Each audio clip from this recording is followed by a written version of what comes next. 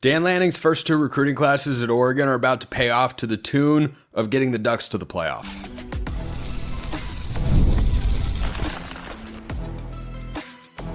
You are Locked On Ducks, your daily podcast on the Oregon Ducks. Part of the Locked On Podcast Network, your team every day. Yes, it is that time. Once again for Locked On Ducks, I'm your host, Spencer McLaughlin, and thank you so much for making this your first listen or your first view of the day. Part of the Locked On Podcast Network, your team every day, and your number one source to stay up to date with the Ducks. Noah Whittington's going to have arguably his most important season yet as a Duck. I will tell you why, and more quarterback discussion. Why? Because we can on this show, which is brought to you by our friends over at FanDuel. Right now, new customers can get $200 in bonus bets when your first $5 bet wins. So the first two recruiting classes, Dan Lanning, and got to give Tosh Lupoy and Tony Tuioti, the defensive coordinator and defensive line coach, credit here as well. The first two classes that the Ducks brought in were very heavily focused along the defensive line. And in some ways, we've already seen returns on those efforts with guys like Mateo Uiagalelei, who led the Big Ten in sacks last year, or Tatum Tuioti, who has been a high-end role player / starter for the Ducks over the last 2 years, slots in likely to be a starter this fall for the Ducks as well. But over the first two recruiting cycles, Oregon brought in 16 kids from the high school ranks that are along the defensive line. I am combining defensive linemen, or what you'd see as defensive tackles, but they're listed as defensive linemen, and edge prospects. Sometimes, outside linebacker is seen as a linebacker spot. Like anybody who's up front, to me, that's defensive line. That's how I see it. It's a 4-2-5. Anybody that's up front in that 4, in my view, is on that defensive line. So those two classes placed a huge emphasis on recruiting that position, which makes a lot of sense because Dan Lanning came from Georgia, where he was not just the defensive coordinator, he was the linebackers coach over there. But he watched Georgia dominate. He helped coach Georgia dominate and win a national championship with one of the best defensive fronts in recent memory. That led to a great defense, of course. Every great defense, college or pro, always has a great front four. I'm a Seahawks fan. The Legion of Boom is one of the iconic defenses of the modern era of football. The front four, the best thing about that defense was they just sat in a 7-man cover 3 shell most of the time and just let guys go make plays. But they could get pressure with 4. That's what they did a lot of. Not exclusively, of course, but they did a lot of rush 4, drop 7. You had Richard Sherman take away half of the field, and you had 4 guys that could get pressure on the quarterback. Made things really, really difficult. And they had Earl Thomas, the likes of which I would love to see Oregon have on the back end of the defense. I hope Dylan Thieneman can be that guy. They haven't had somebody like that at the safety position in the Dan Lanning era just yet. So the defensive line has been a priority for Dan Lanning and company since they got on campus, and it has gotten better and better and better. I don't think that this year's unit can be better than 2024. I do think it can be as good, and I do not say that lightly. I think at the end of the year, I'll probably look back and say they weren't quite as good as 2024. I think this is the best position group that Oregon has. It's the one that I'm the most confident in. I have so few doubts, questions, or concerns. There are a couple. No position group is ever going to be question-free.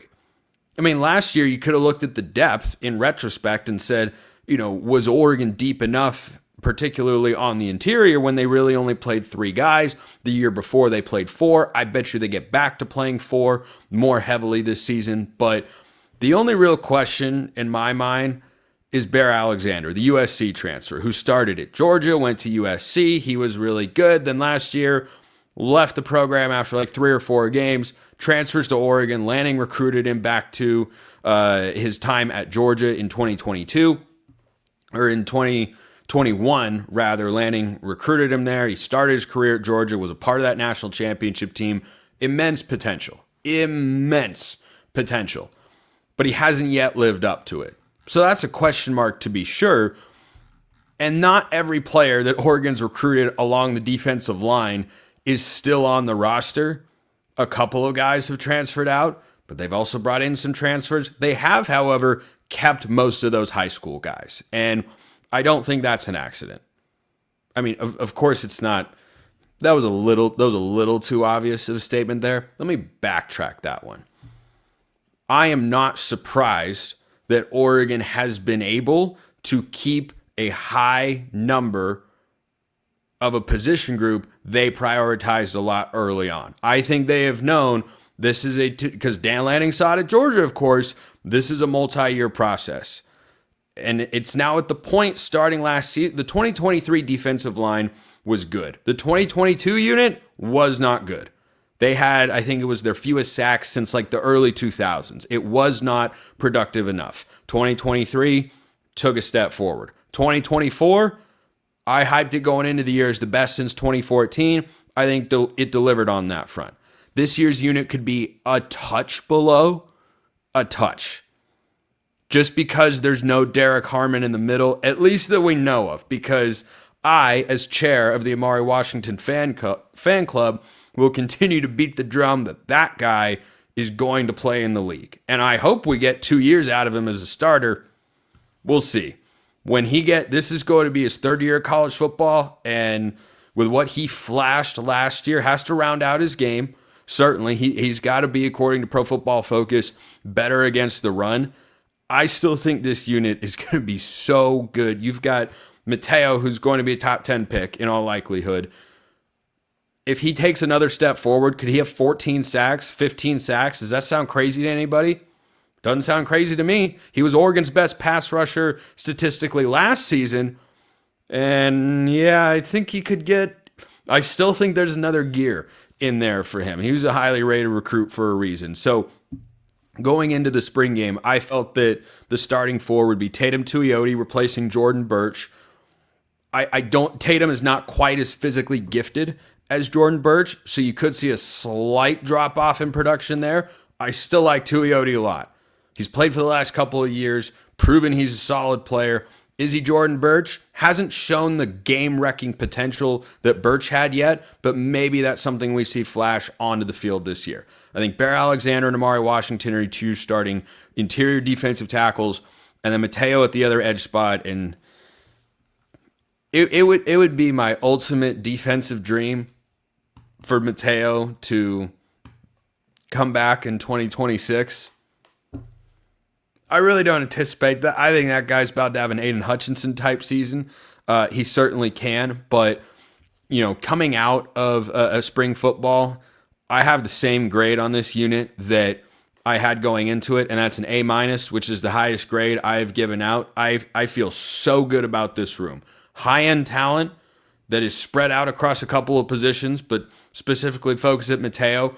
I think the depth is really good. I think you saw last year, Jordan Burch got injured for a couple of games, and yeah, you want to have him there, but Oregon's defensive line production didn't drop off.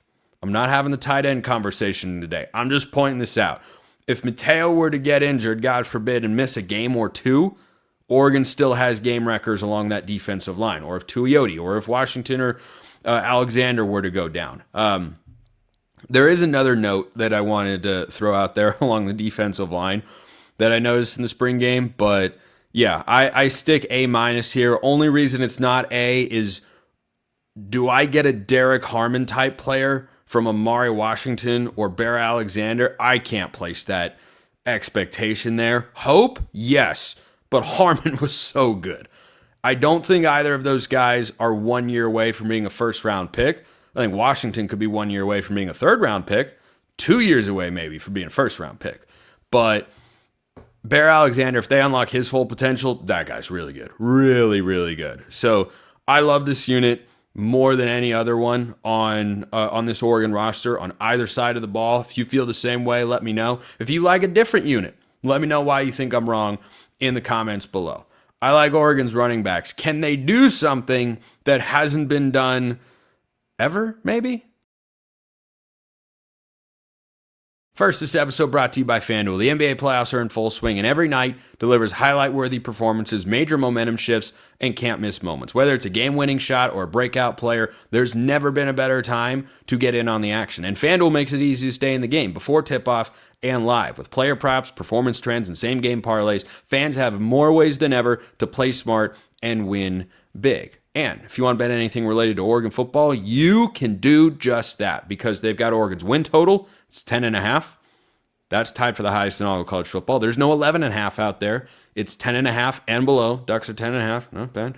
Big Ten title odds, second. National title odds, top 5. All that's available over there at FanDuel.com. And if you're new to FanDuel, guess what? It's the perfect time to sign up. Why? Because if you head to FanDuel.com and place your first $5 bet and it wins, you'll get $200 in bonus bets.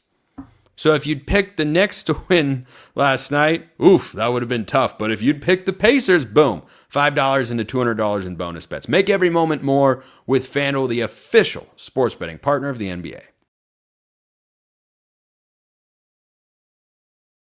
Okay, I did want to make sure I got this note out there. Because coming out of spring, I feel great about Oregon's defensive line. I have said this guy is going to be a stud since I saw his high school film, but Nasir Wyatt is a dude. I don't know that he plays this year because the defensive line depth is so crazy good, but the way in which he comes off the edge for someone as big as he is, and he's not huge necessarily, but young guys are not supposed to look as fast and twitchy as Nasir Wyatt. Just keep that name in mind and stash it away. And then going into next year, when we're talking about edge rushers, we could be talking about Elijah Rushing. We could be talking about Nasir Wyatt, Tatum Tuioti back for another year. Maybe Mateo returns. Who knows? And that's not everybody in that room. Ashton Porter's a guy that could have a bigger role this year. I was excited to watch Nasir Wyatt going into the spring game. And I don't think he did, a ton. But the defensive line was active. The defensive line looked really good. Nasir Wyatt's a dude. That guy's going to be good. I cannot wait until he gets unleashed in college football. So let's get back to hot take season. I loved me some hot takes. Or moderate temperature takes. Or even cold takes. And then I evaluate with Spencer's scale of agreement. So you send them in. I evaluate and discuss here on the show. This one from Alex. Oregon will have 2 1,000-yard rushers. Well, all right. Scale of agreement, probably gonna be higher than you think. 5. I'm gonna go with 5. I think the instinct for people who've heard me do these segments before would have been to put this at like a 2 because this is incredibly difficult to accomplish. However, if there were a season where Oregon were going to pull this off, to my knowledge and statistical deep dive, this has not happened before. And by the way, I also want to correct something that I've said from the past because I was looking into it as I was getting ready for the show and realized there's a gain stat and a net stat when you take the negative rushes out. The last time Oregon didn't have a 1,000-yard rusher was not in the mid-2000s. It was 2016 when Royce Freeman came up just a little bit short. He had like 940 yards or something. But there have been a couple of seasons over the last couple decades of Oregon football where not necessarily guys have come close, but that it's not completely unfeasible to say these guys could both do it. It's a really hard thing to do. It is. You have to have a focus on running the football that is Mario Cristobal-esque, or what Penn State does with their 2 NFL running backs. It's incredibly, incredibly challenging. But the reason that I will put this at a 5 when it really on paper deserves to be less than a 5 is because of a question I got from a Locked On Ducks insider. Not specifically, but I've had this thought as well. The question is, what tweaks does Will Stein, the offensive coordinator, make with a less mobile quarterback? This is the least mobile quarterback Will Stein has worked with at Oregon. Whether it's Dante Moore or Austin Novosad, neither one of them are as capable of runners as Dillon Gabriel, who was not as good of a runner as Bo Nix. Now, Gabriel and Nix, both mobile, both guys could pull it and run. This is going to be the least involved a quarterback has been in the run game, I'd say, since Justin Herbert, probably. Remember back in 2019 when Herbert, Oregon was running the ball a bunch, of course, with Mario Cristobal. But in the Pac-12 championship game against Utah, Herbert all of a sudden was given the leeway to pull it on the read option. And Utah was completely unprepared for it. And then we saw it in the Rose Bowl as well. Herbert ran for all 3 of Oregon's touchdowns. Why were they unprepared? Because they hadn't done it all season long, because Cristobal, from his time as offensive coordinator in 2017, had PTSD of running Herbert. He got injured, Braxton Burmeister went in, and disaster ensued. So that is the last time, and Herbert's not an immobile quarterback, but his legs were not a feature of the offense. I assume it's going to be Dante Moore starting. Whether it's him or Novosad, running the ball as a quarterback, not a feature of what they do. It's why I discussed on, I believe it was yesterday's show, yesterday or the day before, because yesterday was with Brian Smith, I discussed the possibility of Luke Moga seeing the field this year. I could 100% see it. In a Wildcat package situation, the way Texas used Arch Manning, the way Penn State used Bo Perbula, the way Oregon used Brian Bennett with Colt Lyerla back in the day, which, looking back on it, I think was just to keep Brian Bennett from transferring because he was a great backup quarterback, and I don't think it ended up working. But, you had Mariota as a starter. Not like he wasn't capable of running, but, Bennett could go out there, put his body on the line a little bit more than you want your starter to. That's why I say, Noah Whittington could have his most important season yet as a Duck. And I thought Noah was really good last year for the most part. If you recall, early in the season particularly, he did well against Oregon State. That was the only game, I think, in the first half where he showed a lot of life.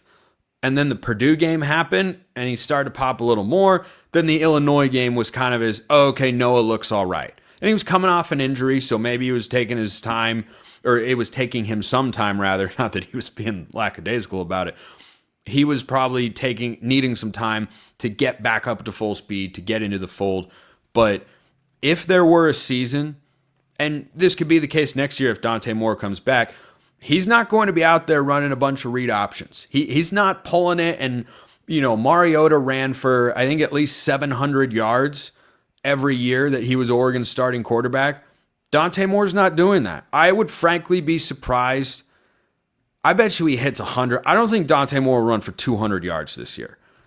And Dillon Gabriel last year, let me pull up the stats, didn't run a ton.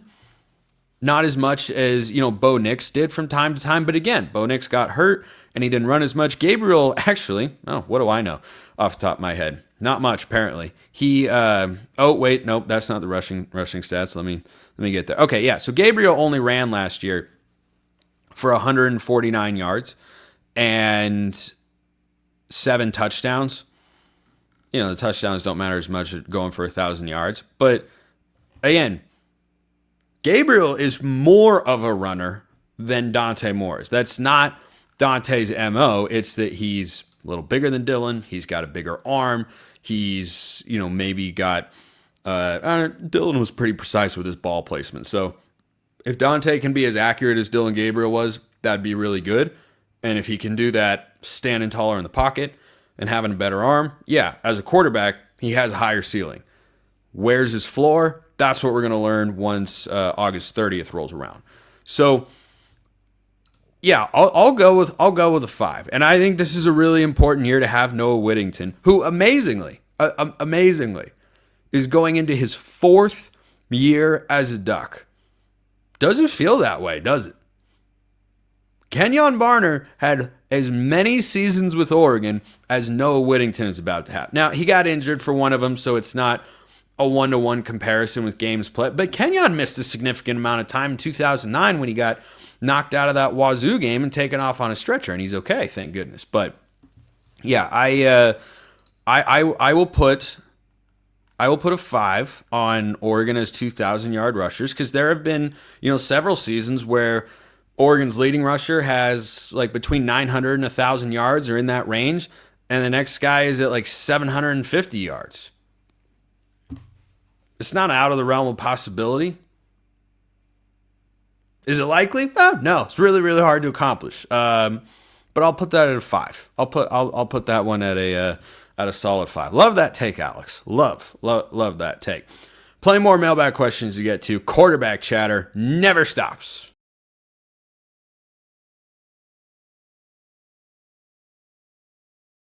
Also, I just realized I didn't fully answer that question about what tweaks does Will Stein make with a less mobile quarterback.